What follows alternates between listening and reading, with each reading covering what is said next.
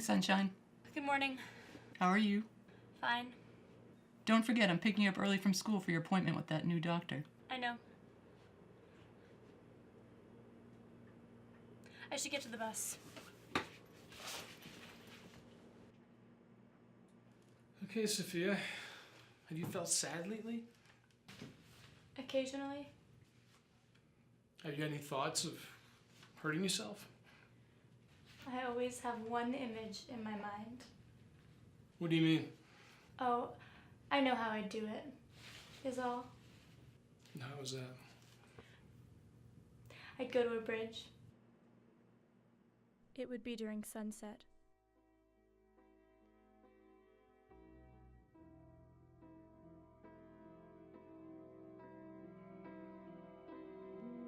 The breeze would tickle my skin, and I'd hold my arms up and feel the wind try to push them back.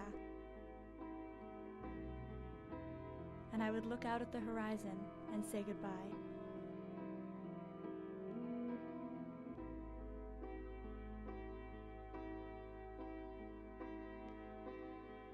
Then I would turn around and let gravity do the rest.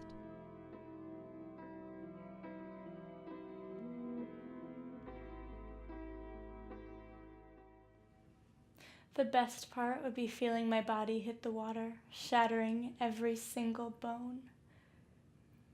It's a beautiful way to go. What do you mean? Well, it's poetic. Plus, dying is hard. How so? Well, most people, when they kill themselves, they don't think about what will happen after they're dead. There are just so many complications. I mean, you have to think of how people will find out.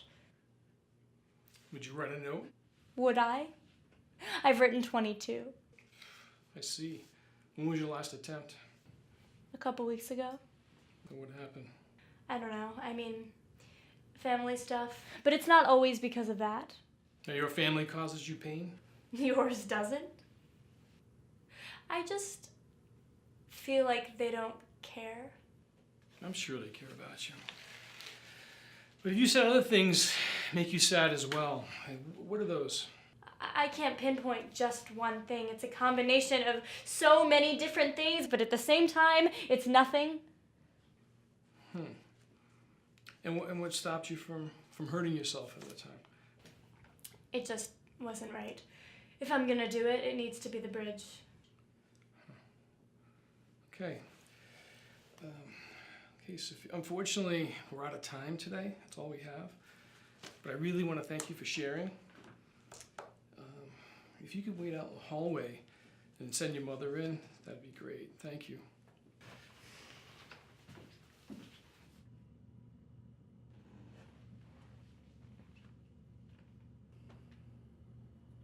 Your turn. Oh, okay.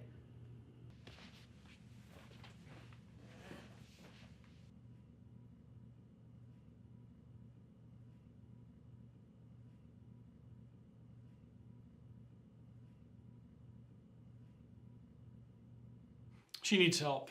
I suggest you take her to the emergency room so they can assess her and admit her to a children's psychiatric hospital. But she's fine. No, she's not. And I'm going to contact the ER and let them know you're coming. Don't. I'm not taking her. She is perfectly fine. She is not crazy.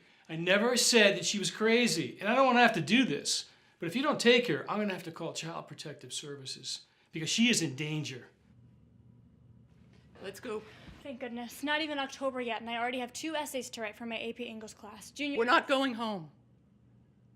Dr. Shaw thought it would be best if we admit you to the ER. Hopefully everything will be fine and we can go home after. But I'm okay. No! We have to go. By midnight, I was brought to a children's psychiatric intensive care unit, a mental institution. They diagnosed me with major depression disorder, anxiety disorder, and bipolar disorder. As the days passed by, I kept thinking about going to the bridge. And just ending it all.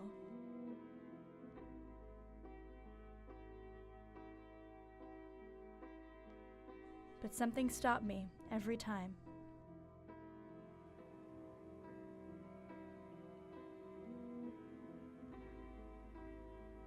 When you are depressed, you don't always have a reason to feel sad. You just do. Something in your brain literally blocks you from feeling happiness, and there is nothing you can do about it.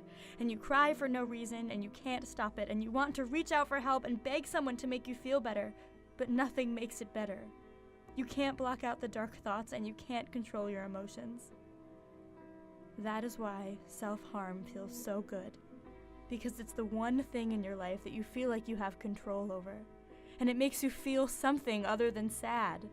Sure, it makes you feel pain, but it also makes you feel more alive than you have ever felt. A week later, I had a group of friends. We were the most popular group in the whole institution. Everyone wanted to be our friend, and I was the leader of the group. We all bonded over our messed up lives, but everyone who was there was fucked up. One kid killed his mom, and when he told me about it, he laughed. He was 7. But they all healed faster than me, and I was left by myself.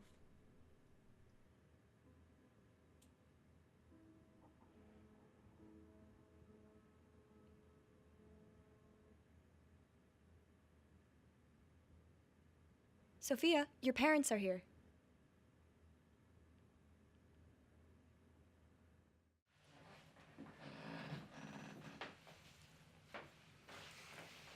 Hello, Sophia. How are you today? Fine. Well, good. Your parents and I have been talking, and we think it's time that you're released. You'll be able to come home. What? But I like it here now. You can't stay here forever. You gotta come home sometime. Can we have a minute alone with her? Okay, sure. I'll be right outside when you need me. You have no choice. We're bringing you home today. But why now? You've been here way too long. This was only supposed to be a temporary place. If you want to be committed full time. No! But They already have you on the highest doses of antidepressants. There's nothing else they can do for you here.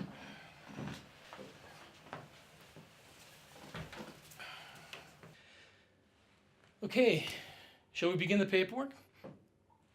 Sophia, in order for this to work, can you promise me one thing? That you will continue with the recovery process and no more attempts on your life, okay? I believe you can make it through. Do you believe in yourself? anxiety makes you worry about what others think about you so much that you have chest convulsions. And some days you just can't leave bed because you are so worried you will disappoint everyone. But you don't know why. Because everyone keeps saying they love you. But some voice deep in your head keeps telling you that you are worthless. Everyone says that you are your own worst critic, but anxiety actually puts a voice in your head that tells you from the start that you are stupid and ugly and fat and worthless and that you will amount to nothing. And you cancel your plans because you can't find anything to wear, but in reality, you have a closet full of clothes, but no matter what you wear, that voice inside your head tells you you're ugly and that everyone hates you and doesn't even want you at that party. Sometimes I find that the voice even becomes my own. I find myself talking out loud, telling myself all these terrible things. I am my own bully.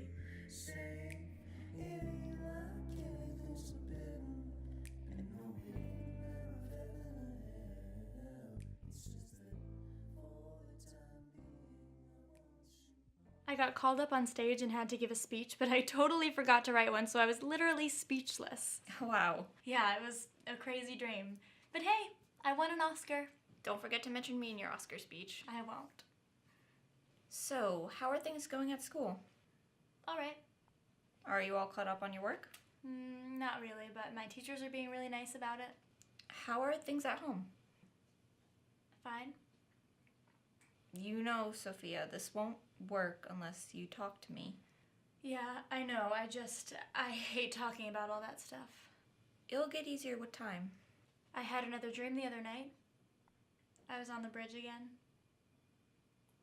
You want to tell me more about it over a game of cards? Sure. I've been home for a couple of months now. I see Dana once a week. She's the best therapist, way better than any of the ones in the hospital.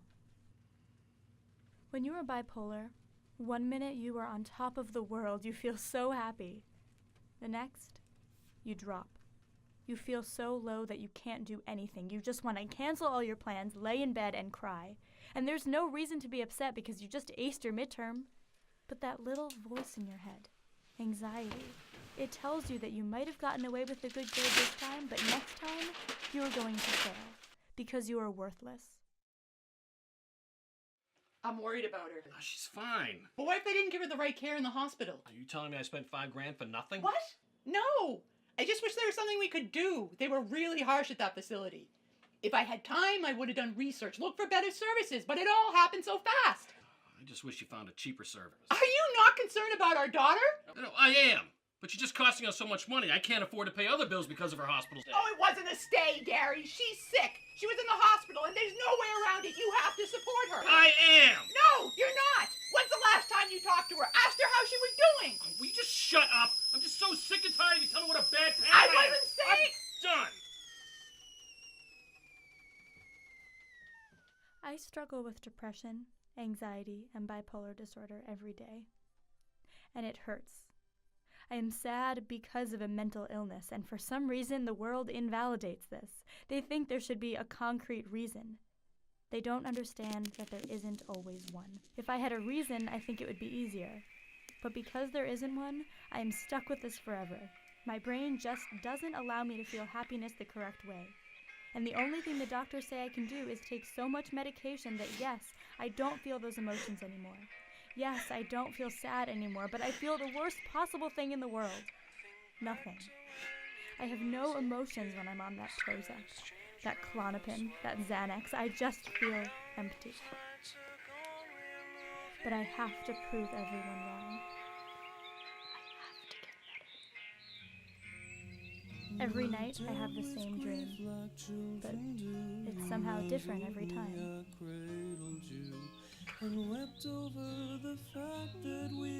And I always remember it so vividly, like I was actually there.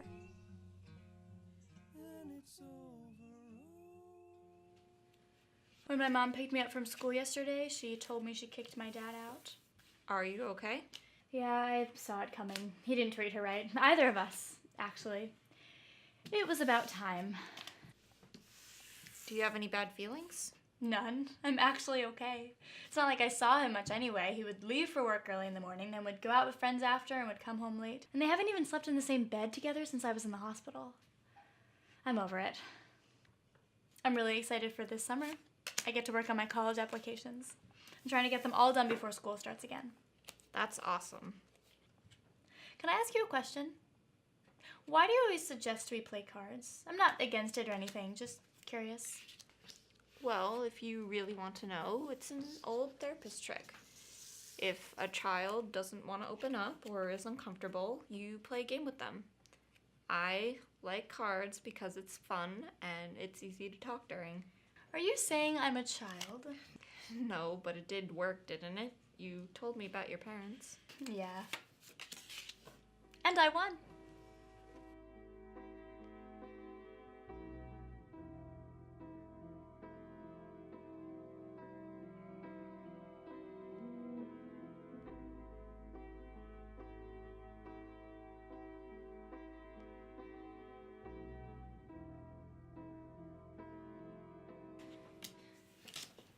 I win again.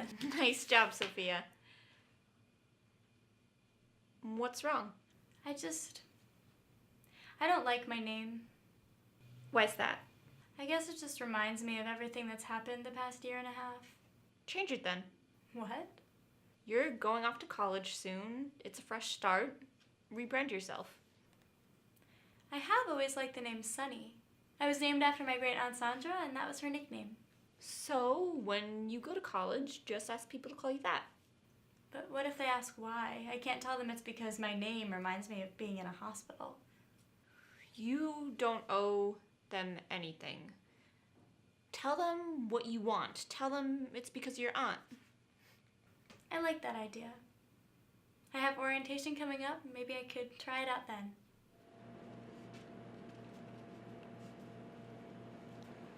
Hi, welcome to UR. What's your name? Sophia Davis? Here you are.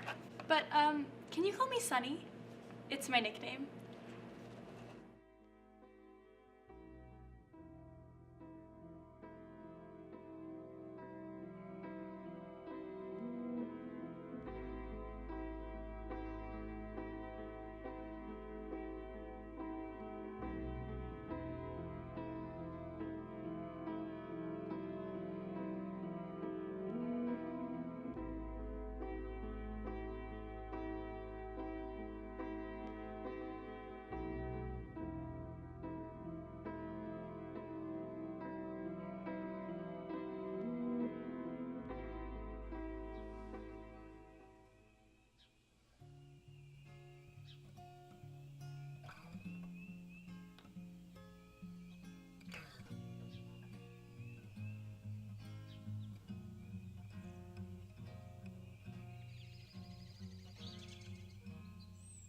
think back to when it was okay. The skies changed round us while we lay. But now those nights are gone, we're moving on.